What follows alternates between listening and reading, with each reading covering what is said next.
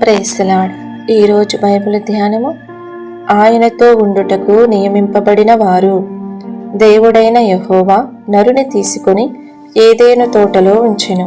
ఆదికాండము 2వ అధ్యాయము 15వ వచనము. దేవుడైన యెహోవా నరుని తీసుకొనెను.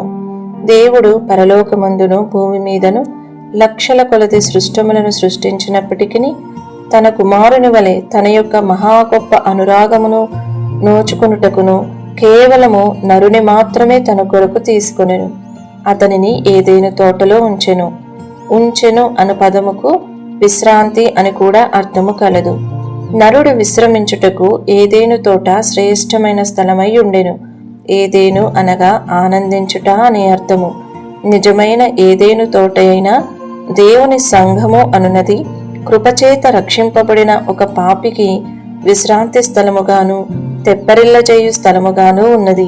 విశ్రాంతి తీసుకొనుట అనగా సోమరిగాను బద్ధకముగా ఉండుట కాదు. ఏదెను తోటను సేద్యపరుచుటకును దాని కాచుటకును దేవుడతనిని దానిలో ఉంచెను. దేవుడైన యెహోవా నరుని తోటలో లేక తన సేవలో ఉంచకముందు అతనిని తీసుకొనెను. ప్రభువు అదే నియమమును ఇప్పుడు కూడా పాటించుచున్నాడు. ఆయన తన సేవకు మనలను పిలుచుటకు ముందు తనతో కూడా ఉండునట్లు ఆయనే తన కొరకు మనలను తీసుకొనుచున్నాడు. వారు తనతో కూడా ఉండునట్లును సువార్త ప్రకటించుటకును వారిని పంపవలనని ఆయన 12 మందిని నియమించెను. మార్కు సువార్త 3వ అధ్యాయము 14-15 వచనములు. ఆయనతో కూడా ఎలా జీవించవలెనో నేర్చుకొనిన పిదప ఆయన మనలను ఎచ్చటికైనను పంపవచ్చును.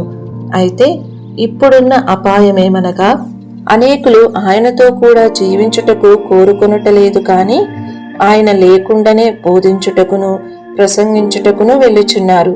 సేవ చేయుటకు గాను ఆయన మనలను పంపునట్లుగా మొదటిగా మనము ఆయనతో ఉండుట నేర్చుకొనిదము గాక. ప్రియ చదువరి, మనము దేవుని తోటను కాయుటకు ముందు మనలను మనము కాపాడుకొనగలవారమై ఉండవలెను. నిన్ను నీవు దేవుని ప్రేమలో కాపాడుకొనుము. అప్పుడు దేవుని యొక్క ప్రేమ నిన్ను కాయును. నీవు దేవుని సన్నిధిలో కాపాడుకొనుము. అప్పుడు దేవుని సన్నిధి నిన్ను కాపాడును. ఈ వీడియో యొక్క పూర్తి స్క్రిప్ట్ కావాలంటే దయచేసి డిస్క్రిప్షన్లో చూడండి. ఈ వీడియో ఆంగ్లము మరియు హిందీ భాషలలో కావాలంటే ఛానల్ను సబ్స్క్రైబ్ చేయండి మరియు వీడియోలను క్రమంగా అనుసరించండి. Praise the lord.